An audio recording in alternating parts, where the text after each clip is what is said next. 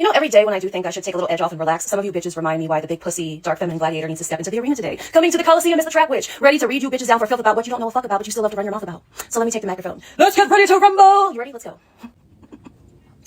Dark feminine is very much trending right now, and a lot of you bitches sometimes don't know what the fuck you're talking about. So I made a video about the Meg Thee Stallion breakup with Klay Thompson, and what I said was, after doing divination, is like, I don't think she's heartbroken. I think she understands. Most dark feminine women who are actually dark feminine embodied understand it takes an exceptional type of nigga to stand next to us. We understand that most of these motherfuckers ain't built for that. If you're not familiar with me, hi, my name's the Trap Witch. I have been in the business of the dark feminine since 2016, 2017. I've been talking about the dark feminine since 2016, 2017 as a former spicy worker and now full-time spiritual liberator and dark feminine warlord. I am one of the most world-renowned dark feminine warlord teachers there is that actually shares fully and transparently about my personal life on the internet for people to judge me, so that just like Meg and Cardi B and women like us at the top of the dark feminine food chain can teach y'all motherfuckers about really what the dark feminine is, because a lot of you bitches are philosophical. You philosophize, but you don't actually fucking embody. So most of you don't fucking know shit about shit. So here comes somebody who knows nothing about nothing, who probably learned about the dark feminine yesterday, coming in my comments under my Meg breakup video saying, I'm not sure about this because they, meaning women who you aren't sure is the dark feminine, but I know is the dark feminine, want to be chosen by men. Dark feminine energy understands that you can never fully ascend wanting a relationship with a man, with men. Tell me you a bitch that knows nothing about the dark feminine without telling me you know nothing about the dark feminine.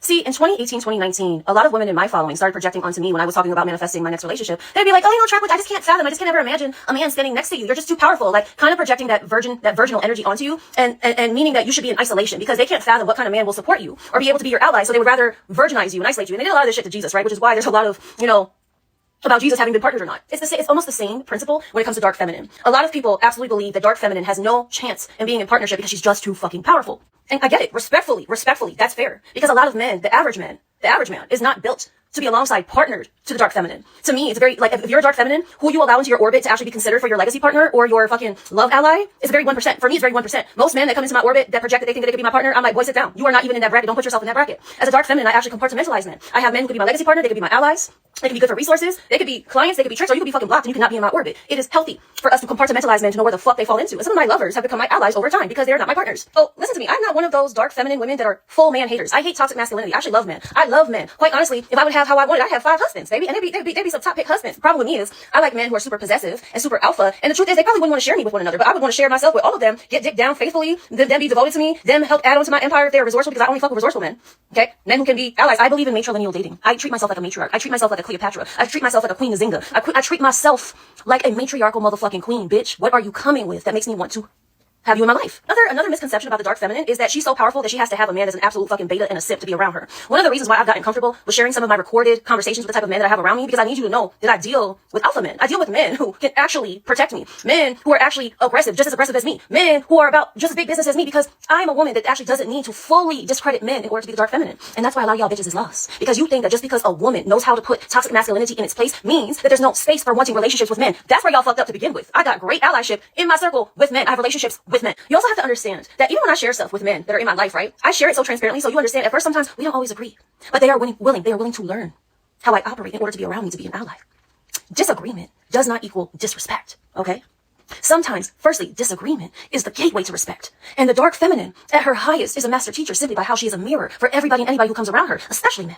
So men who want to be around her rise to meet her. So how can a dark feminine never ascend wanting a relationship with men? Because, baby, you saying that, you haven't embodied your dark feminine. So this is where I'm going to get on my big motherfucking bully, because I can walk it like I talk it. You have to understand there's a difference between wanting a relationship with a man and centering men. This is where you have it fucking confused. You can constantly ascend without centering a man. You can be in a whole fucking relationship with a man without centering a man. So what this person is doing is confusing a desire for partnership with dependence also. See, the problem is between a dark feminine who wants a relationship and desires a relationship with a man and a pick-me center man. See, when y'all was on this internet talking about how bad off Cardi B was going to be getting impregnated by Stephon Diggs, I was like, y'all don't understand dark feminine and y'all don't understand Cardi B. Y'all don't understand dark feminine, and y'all don't understand Cardi B. And I've made posts about this already. I've made posts about matrilineal motherhood. I've talked about Cardi B. I've talked about Madonna. I've talked about Angelina Jolie. I've talked about Sukihana. I've talked about Meg. I've talked about all these women. All of these women, the bracket of dark feminine they are operating in from sovereignty, they don't need a man. They are choosing. They are not needing. When Cardi consciously chose to get impregnated, Cardi was a married fucking woman that gave her husband 3 babies. You don't think she knows how to fucking use her womb? You don't think she knows how to use her pussy? You don't think when she chose to get pregnant by that man, it was based in not needing him? Well, some of y'all bitches will never be in that bracket, so you won't understand that. And that's okay. So what you have to understand is that this commentary is confusing desire for partnership with dependence. When a dark feminine is about her sovereignty, baby, she always is choosing. She is not needing. Let me tell you why I hate some of the dark feminine teachings out here right now, the office siren, the black cat energy. A lot of some of the content I still see circulating. You know, and I'll be honest with you, before last week, it was really disgusting to me. And now all of a sudden bitches are mad about, you know, the online Grape Academy and all these other things. So they're finally getting mad enough to not want to be pick-me's anymore, and I really love it. But for the past few years, Using the dark feminine to manipulate men to be a pick-me is still at an all-time high. And I don't like that shit because I understand it's still coming from, class, what is it? It's dependence. And if you want me to get technical, I can get technical. This commenter, the way that they are framing that ascension has to come with a complete detachment from men, okay? Let me tell you something. True power is the ability to engage without losing yourself. See, my problem with a lot of the dark feminine rhetoric also coming off. So we have the pick-me's or the office sirens and the black cat energy that are using sexual dark tactics to manipulate to still be a pick-me. But then we also have women who hate men so much because they're so hurt that they think that they have to completely isolate themselves, detach from men, completely make themselves untouchable to men and be in isolation, but a lot of them still want to be in a relationship, but they don't know how to defend themselves, they don't know how to protect themselves, they don't know how to be soft and ruthless without losing themselves in the process of engaging with men. That's why I share how I share. See, I'm actually going to insert a clip here from a podcast. This post got some of the most interaction I ever had from my following, from women. But also they were like, Trap, I don't understand why you went on this podcast because he wasn't worth your time. The reason why I went on this podcast was because I can show you how to hold your own while engaging men. You can still be soft and ruthless. Some of the times when I share how I engage with men is to show you I'm constantly engaging with men. I'm constantly engaging with men without losing myself. That's the point, baby. You can't become such an ice princess and lock yourself away in the tower and still think that the parasites aren't going to get to you. You will always, as you're moving through this world, have to learn to embody something without being avoided because you're scared. I understand. I do think there's plenty of people who are single by choice. You don't have to be in a relationship. Were you referring to yourself when you said that if you're of a certain caliber, the pickings are slim? I don't know your financial status, so that's why I was asking. I don't know. I'm a lonely bitch. I'm a lonely rich bitch. My husband is coming. He's coming. I have goals. For me, I have a lot of personal responsibility to my community. It's not about this. Ever pay me like I'm average. I also have a certain type of relationship that I want. Yes, I want that. And it doesn't compromise who I am. And everything. I mean everything and everywhere. So I'm willing to wait longer for that than to just settle into anything that's coming at me. To be desired. I'm ready to be desired by one man. I don't mind being desired by all. What's your ideal relationship? What kind of relationship are you waiting for? So first of all, one that does not compromise my spirituality. Those who want to know what this can do. One that doesn't compromise my forward-facing image. Women don't understand like the power that they have. Doesn't compromise my destiny. I would prefer a business relationship. I need to be a motherfucker who likes to make money, who likes to build. Naturally, too, I found in my last relationship that I'm a hunter. When I say I'm a hunter, meaning I like to hunt. I like to go collect resources. I like to do things. Our ancestors push us too much into battle against those who enslave us. Our ancestors demand. So when I'm with a man who doesn't maximize my tools, my skills, I get bored. And so I need to be building. I need my talents to be used. So it's kind of hard because for me, I ended up in my last situation with someone who just couldn't receive my skill set and then just also didn't like to hunt the way that I like to hunt. So it was hard for me to stay in that. And for me, I think that person, their ceiling would have been a coffin for me, if that makes sense. I'm just aiming higher. I have certain standards. I have certain things that I'm going for. And that's why we outgrew each other. If you're a hunter, why do you need someone to go hunt with you? If you're the hunter and the gatherer and you bring it back, why do you need someone to go get it with you? Why can't you just go hunt? Yeah, more. I mean, isn't two heads better than one? But that's not, then we're doing the same job. Then what if we both out here hunting? What? Differently. There would be a motherfucker who likes to have a fish and there's someone who likes to go shoot. So, again, it's understanding people's skill set and their talents and maximizing them together to create more. Right. So whatever your level of success is, you want him to match it or be above.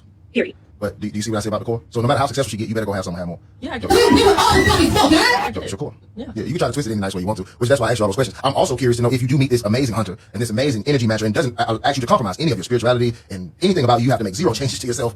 What do you offer him in return? If you just know you're that girl, you just have no choice but to be that girl. What do I offer him in return? Mm-hmm. That was a lengthy list, and I would just wonder what you would offer this great gentleman in return. Emotional connection, mental connection, spiritual connection.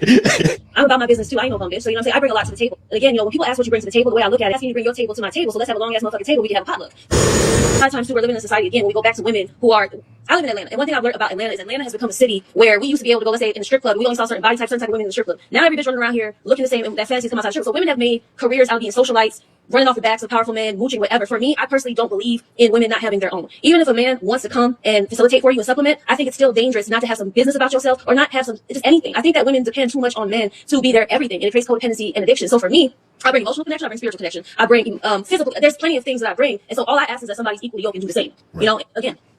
Okay. I encourage you as a friend, to adjust some of those standards. Shut the fuck up when I'm talking to a bitch. Put your head down when you talk to a pimp. Standards. The only reason why I say adjust them as much as you want because a lot of that ain't coming. Track your goals. Look what everybody else is doing. And that sounds crazy, but I understand. I get it. Yeah, I get it.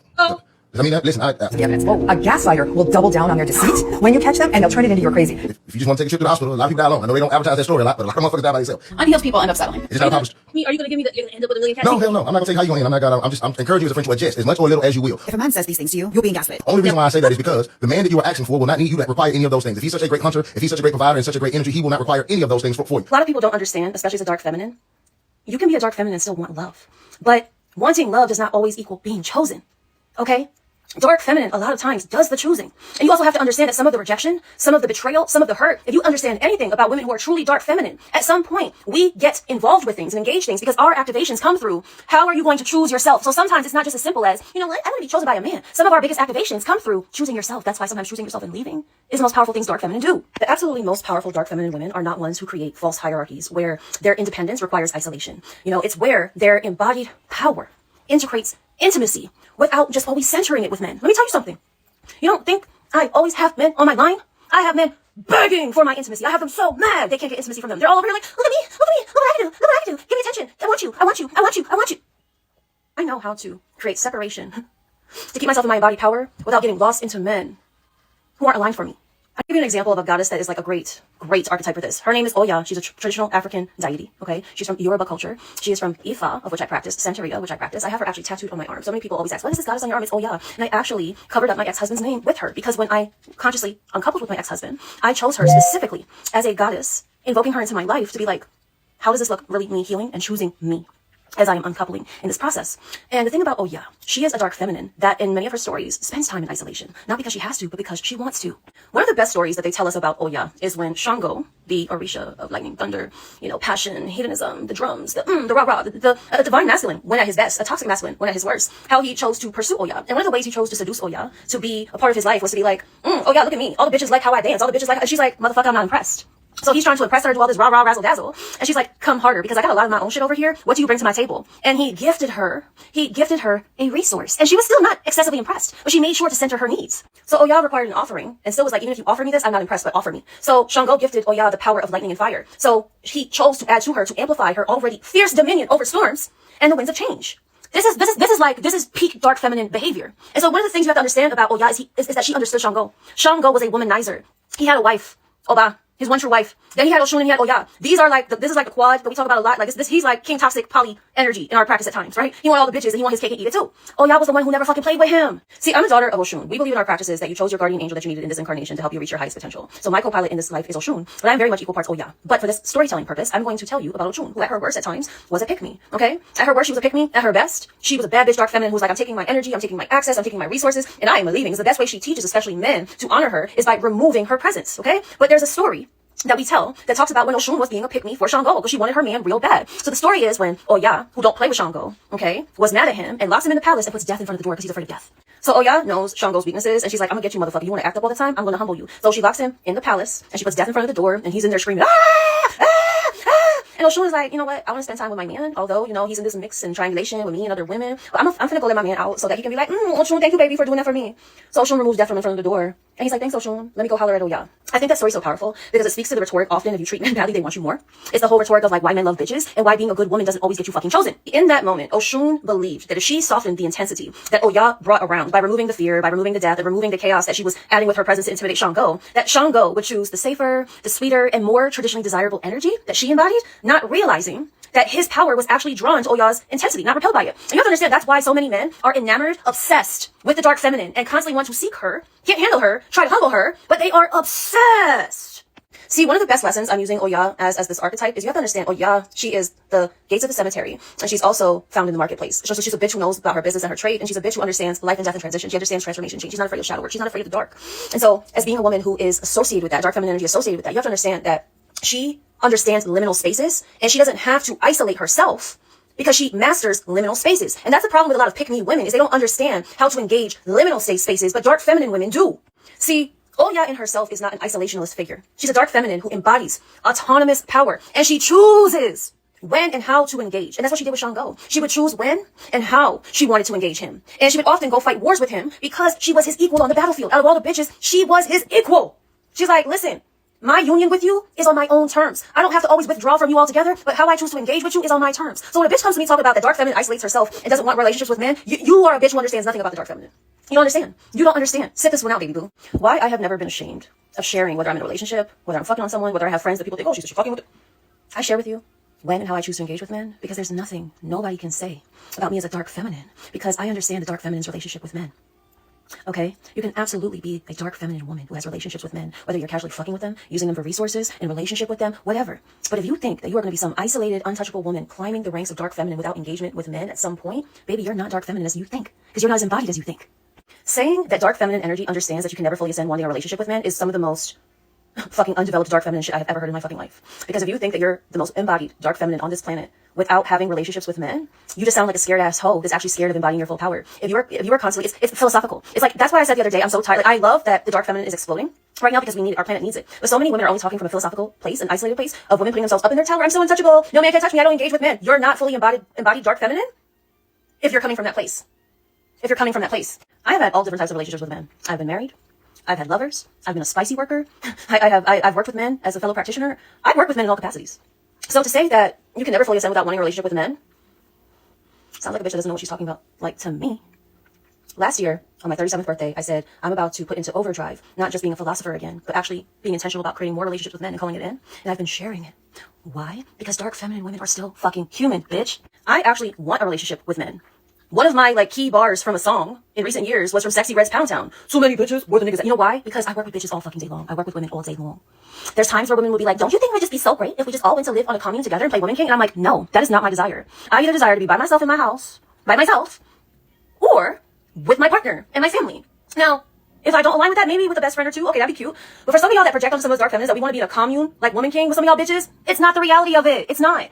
One of my biggest pet peeves is when women project onto me because I am a dark feminine warlord and I am in the business of ascending women, that I want to be around women 24/7. I think that isolation from the men, from the masculine, at times actually makes you very remedial. It digresses you. It regresses you.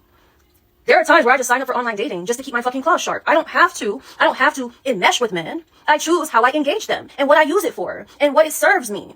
But it's never about being picked. It's about knowing yourself and how you engage and how you embody your power when it comes to men. Now, do I think that certain toxic masculine men of the gooch gremlins of patriarchy should all be sent to Epstein Island and annihilated? Absolutely. I think certain parasites and harmers of women and children who are the gooch gremlins of patriarchy, by all means, do I want to engage with them? No. I would rather them just disappear from the earth. I would rather Thanos take them. But for some of the men who are trying to be allies, who are trying to do better, who are learning, even if slowly but surely, I have space for them. Because sometimes you are going to be the mirror to a man. I'm not saying you're his mother or you fix him, but you're going to be the mirror to invite him to holding space for a greater type of woman, for a more embodied type of woman. One thing I know for sure is, I know a lot of y'all bitches, when you're talking about Lilith, when you're talking about Kali, when you're talking about Oya, when you're talking about Sekhmet, you are not talking about them bitches from their most vast space. Some of y'all can only relate to them from their angry side. And if you can only relate to them from their destructor side, their destroyer side, then you're never going to master and embody the highest levels of dark feminine. Dark feminine at times still protects everything in her orbit, even some of the things she intends to destroy. Do you not ever see how I engage men who engage me? I might destroy them, annihilate them with my words, but they're still getting learned. Everybody who comes to me and wants to use me as a mirror, whether they know it or not, they leave better. Why? I always like to tell people the type of enlightener that I am. I can light you up or I can light you up. And most times, I'm going to do both. Anybody who ever comes for me as an embodied dark feminine, even if I light your ass up, I still leave you with enlightenment. Men who have come into my life often, and they don't treat me right, or they can't receive me as a mirror or as a source for their own growth, they often always come back and they still tell me everything that they learned from me. Why? Because I am that girl. Because even if I had a failed union with a man, the connection always still served me, and it always served them. So to say that the dark feminine doesn't want relationships, I'm going to be honest with you. Some of us as dark feminine women want relationships the most because we know what it's like to be unsupported, to be public enemy number one, to always being attacked, to always being betrayed. And although we don't need anybody, we want someone in our corner. Don't you? That's why we say healers, especially dark feminine women who are healers, need protectors. But we don't entertain men who are enemies in our bed. So the moment we find out we have an enemy in our bed who's not protecting us, who's drilling the boat from the inside out, we gotta let him go. But do we want relationships? Fuck yes, we want relationships, you dumb bitch. Shit, I'm gonna leave it here. And what I'm gonna leave you with is a fucking video that I sent to a motherfucker who wanted me. And he was putting me in my soft feminine. And I was like, oh, he can protect me. He gets me. Until he turned me into fucking big dog again. And I had to just send him this video. I thought it was hilarious. So I'm gonna leave it with you because really the dark feminine, at times, we do want relationships. But we want relationships that we can choose how we engage them and be still sovereign while still being protected. So with that said, the dark feminine, we do want relationships. Most of us do want relationships. We're like, who can I run to? Who can we run to? Sometimes all we have is ourselves. The bitches hate us. The niggas trying to humble us. Some of the top dark feminine, you'll get it. You'll get it.